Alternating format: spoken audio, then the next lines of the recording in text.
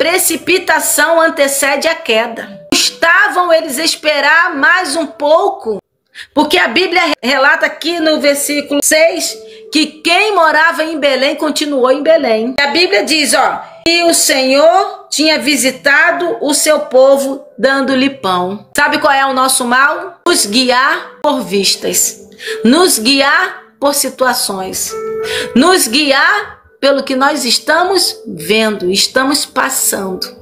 Então, de acordo com o que nós estamos passando, nós nos precipitamos em relação às nossas escolhas. O livro é sobre Ruth, mas conta a história de Noemi e da sua família. Eles moravam em Belém. E a Bíblia diz que neste tempo os juízes julgavam Israel. Quer dizer que neste tempo era um tempo teocrático, onde Deus, ele era o governante do povo de Israel.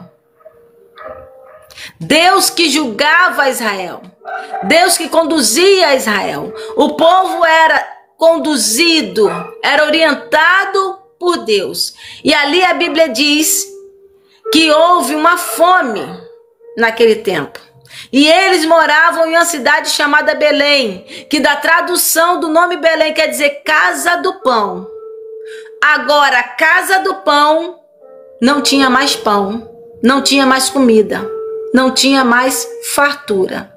E a Bíblia diz que um homem chamado Elimeleque, ele sai a peregrinar, ele sai a passear, ele sai a rodear, ele leva a sua família, a sua mulher e os seus 2 filhos, sai de Belém, da casa do pão, e vai para uma cidade chamada Moabe. Essa cidade era uma cidade amaldiçoada, porque foi criada, foi originada do incesto do pai com a sua filha. Olha as escolhas. Ele sai de uma terra denominada Casa do Pão e vai para outra terra denominada Casa de Maldição. E toda escolha errada tem suas consequências. Em nenhum momento aqui nós vimos Elimeleque parar para se consultar com o Senhor, parar para perguntar: Deus, o que tu queres que eu faça? O que eu tenho que fazer nessa situação? É como a Elisângela falou, é muito mais fácil nós tomarmos as nossas próprias decisões, nós termos as nossas próprias opiniões, do que pararmos e perguntarmos a Deus. Qual é o direcionamento que Ele tem para a nossa vida? O que Ele quer que nós venhamos a fazer? E a Bíblia diz que ele sai de Belém, ele vai para Moabe, e chegando em Moabe, a Bíblia cita que ele morre.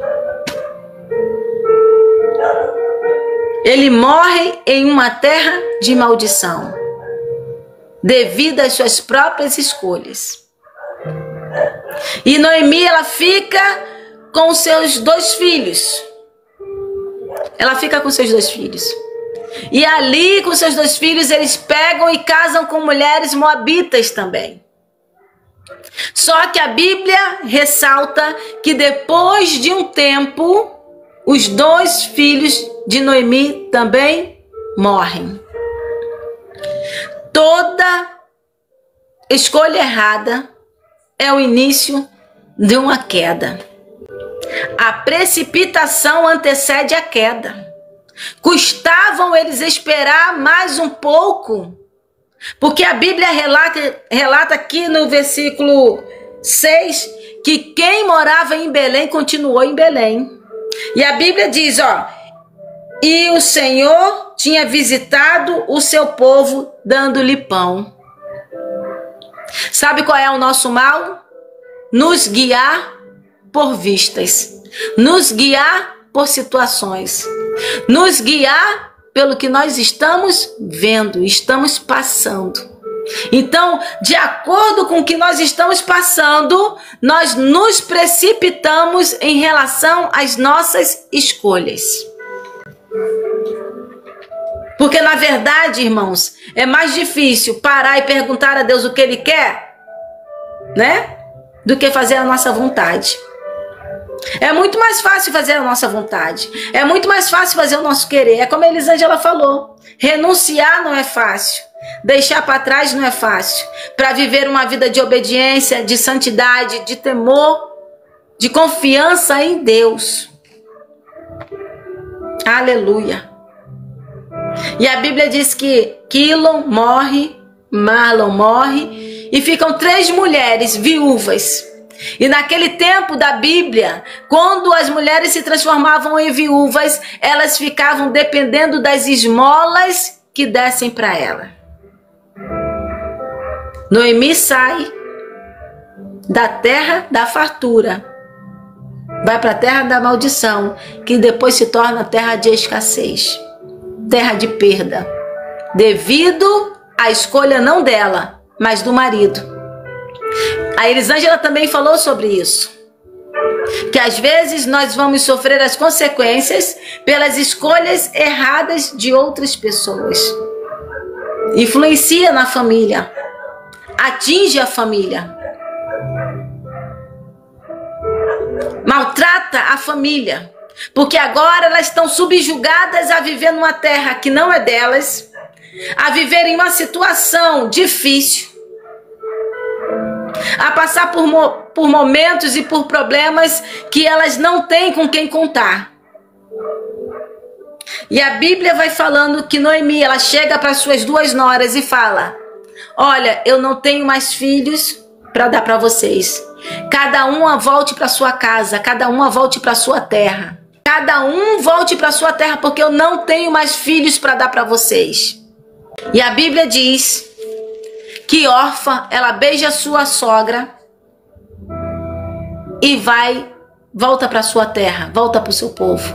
Mas Ruth se compadece dela e fica com a sua sogra. Qual a tua decisão hoje? Ruth e Orfa são 2 paralelos. Qual a tua decisão hoje? Qual é a tua escolha hoje? De voltar para o teu passado, para as tuas práticas, ou de ficar? Porque Deus vai colocar pessoas certas no teu caminho para te ajudar, para te instruir, para te fortalecer, para ter uma palavra de ânimo, de vitória. Qual a tua decisão? Orfa decidiu ir embora, decidiu voltar para o seu povo e deu um fim na história da sua vida. Se você for ler o livro de Ruth, você nunca mais vai ouvir falar de Orfa, mas de Ruth sim. O que você quer da parte de Deus? Quer que esse seja o teu fim pelas tuas escolhas erradas, pelos teus posicionamentos? Ou você quer que o Senhor ele escreva uma nova história em cima das tuas perdas, das tuas impossibilidades, das tuas fraquezas? O que você quer do Senhor? Ruth decidiu. Ela escolheu a melhor parte. Porque cabe a nós, irmãos, cabe a nós a mudança da nossa história. A Bíblia diz aqui, ó, em Eclesiastes 11. Olha o que fala em Eclesiastes 11.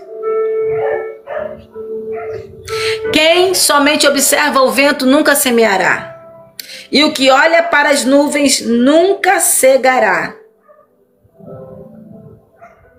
Quem somente observa. Você quer ver Deus agindo, mas você não faz nada para que isso aconteça. Você quer que Deus opere, mas você não faz nada para que isso aconteça. Você quer viver os milagres, mas você não faz nada para que isso aconteça. Você quer ver o cumprimento das promessas de Deus na tua vida, mas você não faz nada para que isso aconteça. Você está somente esperando cair do céu. E eu tenho o hábito de falar, quem me acompanha sabe que eu tenho o hábito de falar que tem coisas que é para Deus fazer, mas tem coisas que nós temos que fazer. Tem coisas que somos nós que temos que decidir dentro de nós. Tem coisas que somos nós que temos que chegar e realizar. A Bíblia diz, fala sobre um cego, que ele queria ser curado. Jesus faz um lodo, bota nos olhos e falou: você está enxergando? Ele: não, estou vendo vultos, pessoas como árvores. E Jesus chega para ele e fala: então vai e lava os teus olhos no tanque de Siloé. Irmãos, eram muitos quilômetros para chegar naquele tanque. Fazer o milagre dependia de Jesus, mas ir até o tanque dependia do cego. Hoje, para as coisas acontecerem na tua vida, para os milagres chegarem na tua vida, para a providência de Deus chegar aí onde você está, para as promessas de Deus chegar aí onde você está e você viver a totalidade da promessa, é necessário você fazer a sua parte. É como o pastor falou mais cedo: para de se ter como coitadinho. Na minha época, tinha um desenho que passava, era um monte de gatinhos. Gato amarelo, gato azul, gato não sei o quê. E tinha um gatinho que ficava assim, eu acho que era um gatinho ou era uma hiena, não lembro. Ficava: ó céus, ó noite, ó lua, só se lamentando, mas ele não fazia nada para que as coisas mudassem. Não fazia nada para que as coisas acontecessem. Sabe por quê? Porque às vezes os nossos olhos estão focados nos nossos próprios problemas, nas nossas próprias situações.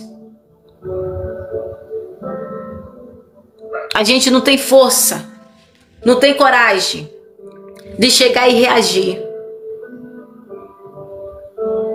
Porque a palavra diz que as portas do inferno não prevaleceriam.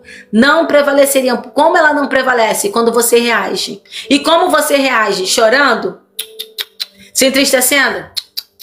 Se abatendo? Não, orando. Orando. O diabo não tem poder na vida daquele que ora. O diabo não tem poder na família daquele que ora. Daquele que consagra a Deus a sua casa, a sua família. Aleluia. E a Bíblia diz que Noemi, ela pega então Ruth e fala: vamos voltar para Belém. Nunca é tarde para você voltar ao primeiro amor. Nunca é tarde para você voltar a fazer a coisa certa. Hoje de manhã entrou uma menina, não vou falar o nome dela.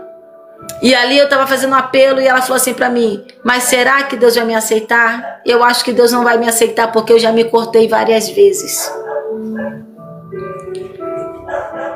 Nunca é tarde para voltar para a casa do Pai.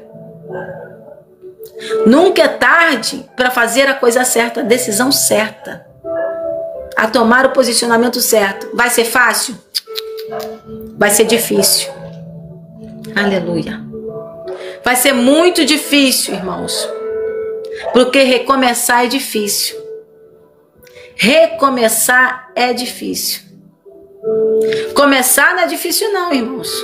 Você tem que fazer algo, você vai lá, faz, você começa, mesmo com medo, mesmo assim, você vai lá e realiza. Você começou, acabou. Mas recomeçar, em cima do que foi destruído, em cima de coisas que acabaram, em cima de perdas, em cima de mortes, em cima de faltas.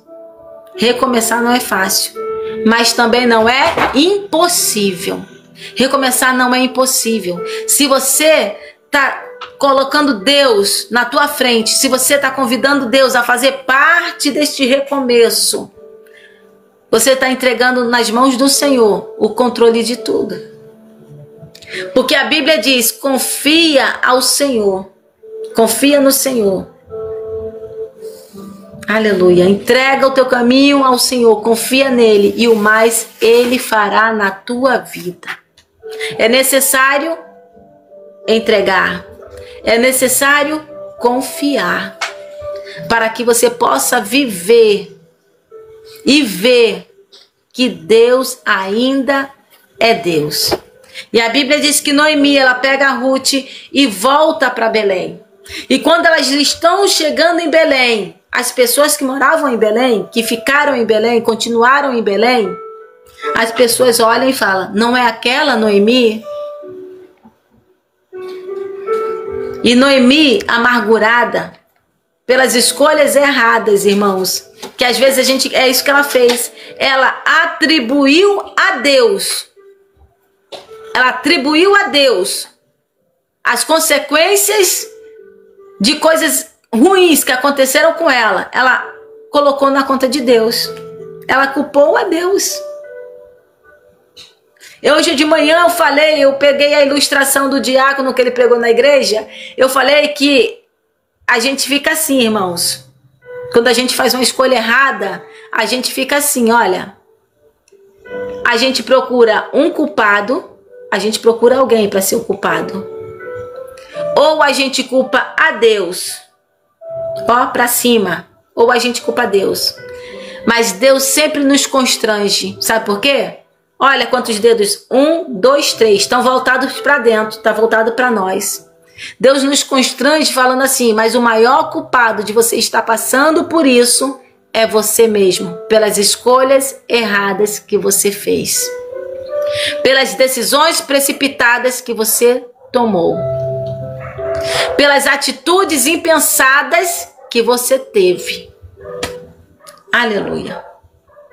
Noemi estava atribuindo a Deus algo que foi a escolha do seu marido, que foi o marido dela que escolheu ir para outra cidade, viver outra coisa. E agora as consequências estavam vindo, porque chega uma hora que a consequência vem, irmãos. Aleluia. E a Bíblia diz que quando a pessoa chega para ela, as pessoas chegam e falam, olha lá, Noemi, ela fala assim, não me chame Noemi, mas sim Mara. Sabe o que significa o nome Mara? Amarga. O nome Mara significa amarga. Ela quis dizer que aquele tempo de perda, de dor, de luto, de miséria que ela estava passando, tornou ela amarga. Agora eu te pergunto, você que está aí do outro lado, eu pergunto para você, foi Deus que fez ela ser amarga? Foi Deus que fez ela ficar amarga? Não, não foi Deus. Foram as suas escolhas. E ela fala, não me chame Noemi, me chame Mara, porque eu estou amarga. Porque farta eu sair e vazia Deus está me fazendo voltar. Olha só, como é mais fácil nós acharmos culpados para os nossos erros, para as nossas falhas, para os nossos problemas, para as nossas deficiências, para as nossas fraquezas. É fácil, irmão, sempre procurar um culpado. Aconteceu no Jardim do Éden. Eva comeu, deu para Adão. Quando Deus foi perguntar, falou, Senhor, foi a serpente. Senhor, foi a mulher que tu me deste. E a mulher olha e fala, Deus, foi a serpente. E se a serpente tivesse outra pessoa, a serpente ia falar, foi a outra pessoa. Porque nós somos assim. Nós somos incapazes de reconhecer os nossos erros. Então ela volta para Belém. Volta para Belém. E mesmo ela tendo perdido tudo, Deus decide escrever uma nova história para a vida de Noemi e de Ruth. Ruth tinha feito a melhor escolha. Por isso que Deus escreveu uma nova história para a vida dela. Ela se casou com Boaz. Boaz teve um filho chamado Obed. Obed teve um filho chamado Jessé. Jessé teve um filho chamado Davi. Que a sua linhagem deu descendência a Jesus.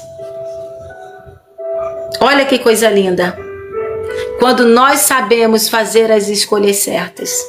Orfa foi embora. E não se ouviu mais ela.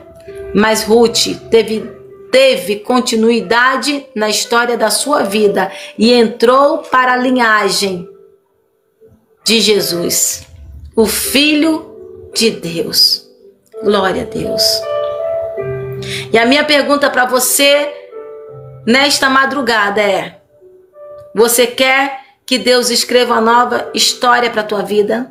Você quer que Deus mude o teu cenário? Você quer que Deus ele realize e faça se cumprir as promessas que ele tem confiado a você? Quer? Aprenda nesta madrugada a fazer boas escolhas. Aprenda a fazer boas escolhas. Aleluia. Para depois você não estar reclamando com Deus que tudo na sua vida dá errado, que nada dá certo. É como eu falei, na passagem da Santa Ceia, tem um versículo que fala: examine-se o homem a si mesmo. O diácono falou aqui. Por que Deus fala isso para nós? Examine-se o homem a si mesmo. Porque nós temos uma dificuldade de nos examinar. Sócrates dizia: conhece-te a ti mesmo. Porque quando nós nos conhecemos, nós vemos aonde precisamos melhorar. Aleluia. E quando nós erramos menos, irmãos, nós agradamos mais a Deus. Quando nós nos avaliamos, nos examinamos, nós olhamos para dentro de nós e falamos: eu preciso melhorar em tal área. Eu preciso melhorar naquilo. E o poder de Deus vai se aperfeiçoando na nossa fraqueza. Porque até isso é uma escolha. Você decidir dentro de você ter uma vida de retidão, ter uma vida de renúncia. Isso também faz parte das escolhas, em nome de Jesus. Amém? E a Bíblia diz assim em Eclesiastes: como você não sabe como se formam os ossos no ventre do que está grávida, assim também não sabes as obras de Deus que faz todas as coisas. Você não sabe. Talvez para você hoje é perda. Talvez para você hoje é dor. Talvez para você hoje é um sentimento dilacerador. Talvez para você hoje não é mais esperança. Talvez para você hoje não tenha mais solução. Mas é o que a Bíblia diz. Você não sabe como se forma a criança no ventre da mãe. Assim também você não sabe as obras de Deus que faz todas as coisas. Que coisa linda, irmãos. Que coisa mais linda é o Senhor. Amém? Aprenda a fazer escolhas certas. Albert Einstein, ele falava assim, ele tinha uma definição sobre insanidade. Ele falava que insanidade é você fazer a mesma coisa todos os dias, esperando um resultado diferente. Fazer a mesma coisa, os mesmos pecados, os mesmos erros, as mesmas escolhas e esperar um resultado diferente. Isso era insanidade para Albert Einstein. Muda tudo, muda tudo, muda tudo, tudo. Se você já viu que daquele jeito não deu certo, muda. Se você já viu que aquela escolha que você teve deu errado, muda. Para que Deus ele possa escrever uma nova história para a tua vida, em nome de Jesus.